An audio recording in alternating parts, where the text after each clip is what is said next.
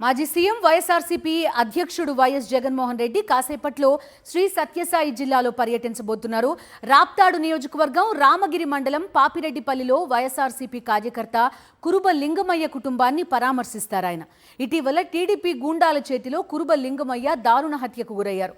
YS Jagan పర్యటన నేపథ్యంలో పోలీసులు ఆంక్షలు విధిస్తున్నారు. జగన్ పర్యటన నేపథ్యంలో వైఎస్ఆర్సీపీ శ్రేణులు అభిమానులు భారీగా హాజరు కానున్నారు. వైఎస్ఆర్సీపీ శ్రేణులను కట్టడి చేసేందుకు పోలీసులపై టీడీపీ ఎమ్మెల్యే పరిటాల సునీత ఒత్తిడి చేస్తున్నారు.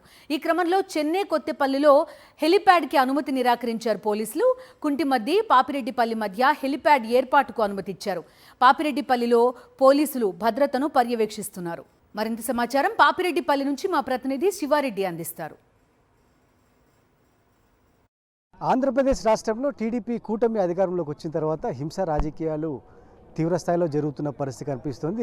ఎక్కడికక్కడ వైఎస్ఆర్ కాంగ్రెస్ పార్టీ నేతలు కార్యకర్తలను టార్గెట్ చేస్తూ ఉన్నారు. రెడ్ బుక్ రాజ్యాంగాన్ని అమలు చేస్తున్నారన్న ఆరోపణలు సర్వత్రా వినిపిస్తూ ఉన్నాయి. రాప్తాడ్ నియోజకవర్గానికి సంబంధించి రామగిరి మండలం పాపిరెడ్డిపల్లి గ్రామంలో వైఎస్ఆర్ కాంగ్రెస్ పార్టీ కార్యకర్త కురుబ లింగమయ్యను అత్యంత దారుణంగా చంపేసిన పరిస్థితి కనిపిస్తోంది.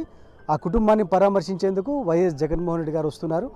మన ముందు మాజీ ఎమ్మెల్సీ వెంపల్లి సతీష్ రెడ్డి గారు ఉన్నారు. ప్రధానంగా సతీష్ గారు ఎట్లా చూస్తారు ఈ మొత్తం టీడీపీ కూటమి అధికారంలోకి వచ్చిన తర్వాత జరుగుతున్న అరాచకాలు కావచ్చు, ఇప్పుడు జరిగిన కురుబ లింగమయ్య హత్యను కావచ్చు, ఏ విధంగా చూస్తారు? అంటే 40 సంవత్సరాల అనుభవం ఉన్న చంద్రబాబు నాయుడు గారు ఎందుకు హింస రాజకీయాలని ప్రోత్సహిస్తున్నారన్న అనుమానాలు మీకున్నాయి?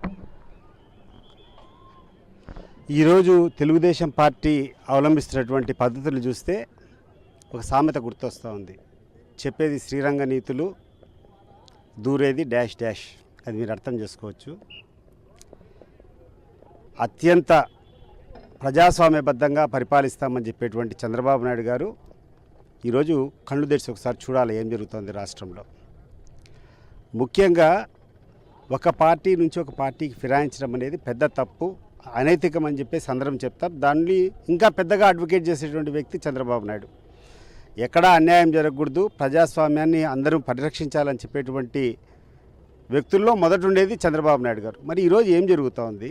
ఈరోజు లింగమయ్య గారి మర్డర్ ఒకసారి మీరు చూసినట్టయితే it is murder for a political gain. వేరే దానికోసం కాదు, ఏదో యథేచ్ఛగా లేకుండా ఉంటే యాదృచ్ఛికంగా జరిగినటువంటి మర్డర్ కాదు, లేకుండా ఉంటే అనుకోకుండా స్పర్ ఆఫ్ ది మూమెంట్ జరిగినటువంటి మర్డర్ కాదు. ఒక పొలిటికల్ గెయిన్ కోసం జరిగినటువంటి మర్డర్. ఆ పొలిటికల్ గెయిన్ ఏంటంటే ఇక్కడ జరిగినటువంటి స్థానిక సంస్థల ఎన్నికల్లో ఎంపీటీసీలు కానీ, మున్సిపల్ చైర్మన్లు కానీ, లేకుంటే మండలాధ్యక్షులు కానీ, జెడ్పీటీసీలు కానీ, ఇవన్నీ కూడా ప్రజాస్వామ్యబద్ధంగా ఎన్నికలు జరిగాయి. వైఎస్ఆర్సీపీకి అత్యధికంగా ఆ రోజు ఉన్నటువంటి పరిస్థితిలో వైఎస్ఆర్సీపీ వాళ్ళు ఎక్కువగా గెలిచారు. వైఎస్ఆర్సీపీగా గెలిచినటువంటి స్థానాల్లో తెలుగుదేశం పార్టీ వాళ్ళు అసలు క్యాండిడేట్ పెట్టాలని ఆలోచన చేయడం, ఆ వ్యక్తిని దింపాలని ఆలోచన చేయడం, ఇది ప్రజాస్వామ్య పద్ధత. అప్రజాస్వామ్య విధానాన్ని అవలంబించి అప్రజాస్వామ్య విధానాలతో అధికారికంగా ఆ రోజు ప్రజల చేత ఎన్నుకోబడినటువంటి పార్టీని ఈరోజు కాదని చెప్పి వేరే వాళ్ళని పార్టీకి ఇచ్చేటువంటి పరిస్థితులు ఉన్నాయి.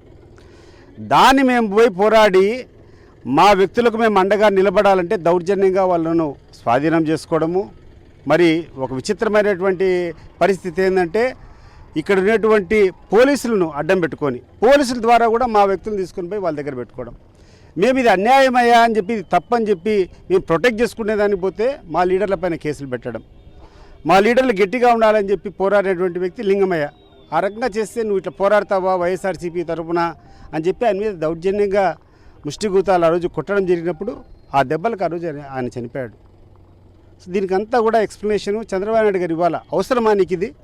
1 సంవత్సరం ముందు ఎన్నికలు ఉంటే మీ పార్టీ మాదిరి తోక ముడిచి మేము పక్కన కూర్చోము, ఎన్నికలు ఖచ్చితంగా ఫేస్ చేస్తాం, ఎంత కష్టమైనా వీరోచితంగా పోరాడతాం, గెలుపో ఓటమో అవన్నీ ఏమైనా కానీ ఎలక్షన్స్కి అయితే మేము స్వచ్ఛందంగా నిలబడతాం. వీలైతే అప్పుడు గెలుచుకో. కానీ 1 సంవత్సరం వ్యవధి ఉండగా మా పార్టీ తరపున నిలబడినటువంటి వ్యక్తిని, మా హక్కుగా ఉన్నటువంటి వ్యక్తిని మీరు ఏ రకంగా దించాలని ప్రయత్నం చేస్తారు? మేము పోరాడితే మా మీద ఎట్లా తప్పుడు కేసులు పెడతారు, ఎట్లా మా మనుషులను హత్య చేస్తారు? ఇవన్నీ కూడా చంద్రబాబు నాయుడుకు ఒక గుణపాఠం కావాలా.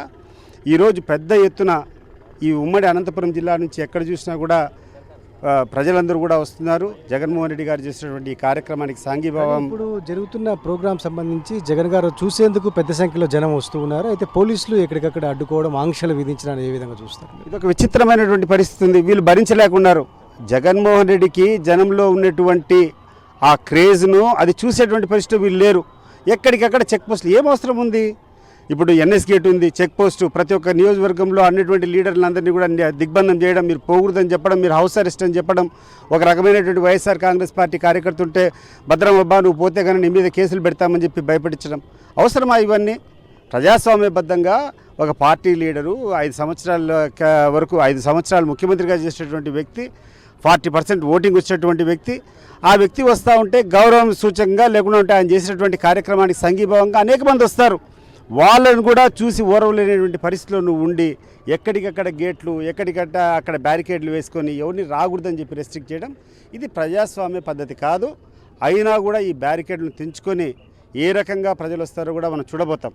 హత్యలకు కావచ్చు, లేకపోతే దౌర్జన్యకాండకి, అక్రమ కేసులకు ముఖ్యమంత్రి చంద్రబాబు నాయుడు నైతిక బాధ్యత వహించాలని డిమాండ్ చేస్తున్నారు. మరోవైపున పరామర్శించేందుకు వైఎస్ జగన్మోహన్ రెడ్డి వస్తే మీకెందుకు అంత ఉలికిపాటు, ఎందుకు పోలీసుల ద్వారా అడ్డుకుంటున్నారని ఆయన సూటిగా ప్రశ్నిస్తున్న పరిస్థితి కనిపిస్తోంది. వీడియో శ్రీనివాస్ శివాడి, సాక్షి న్యూస్, శ్రీ సత్యసాయి జిల్లా నుంచి.